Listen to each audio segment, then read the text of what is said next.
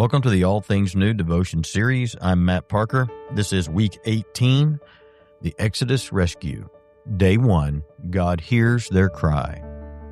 Today's reading is Exodus 3 and Exodus 12, but for brevity, we'll just read the key verse for today, Exodus 3, verse 12.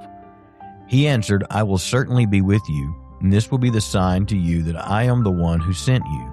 When you bring the people out of Egypt, you will all worship God at this mountain. For generations, Israel had lived under the shadow and oppression of Egypt.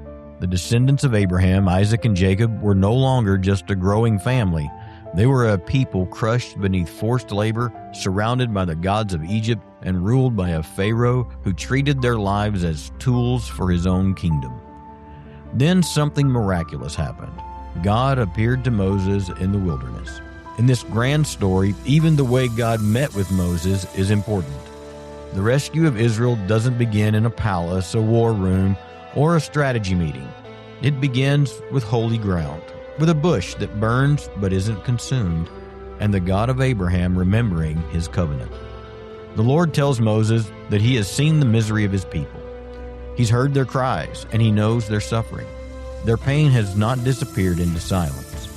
Their groaning has reached the living God.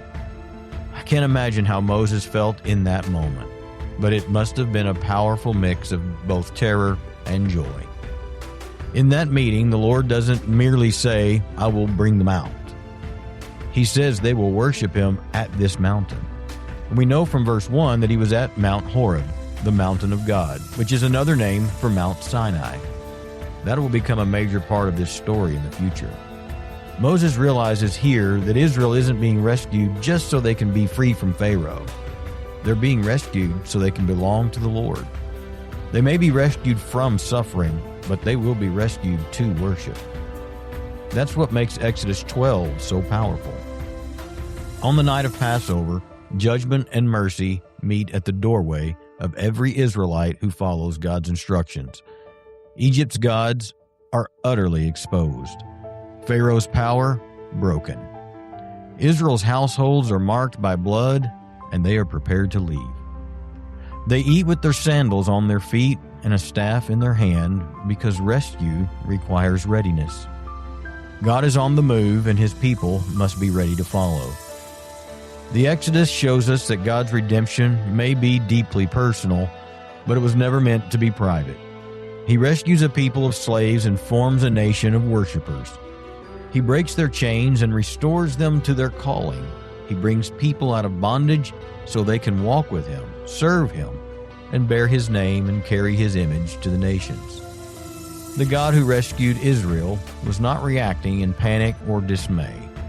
He was keeping his promise. He was reclaiming his people for the purpose he'd always intended. Where are you most tempted today to think of rescue only as relief rather than restoration to worship and obedience? How does God's attention to Israel's suffering help you trust him with burdens that feel unseen? Father, I'm thankful that you see, you hear, and you know of the suffering of your people. Teach my heart to receive your redemption and rescue as more than comfort, but a call to worship, to trust, and to engage in faithful service. Amen.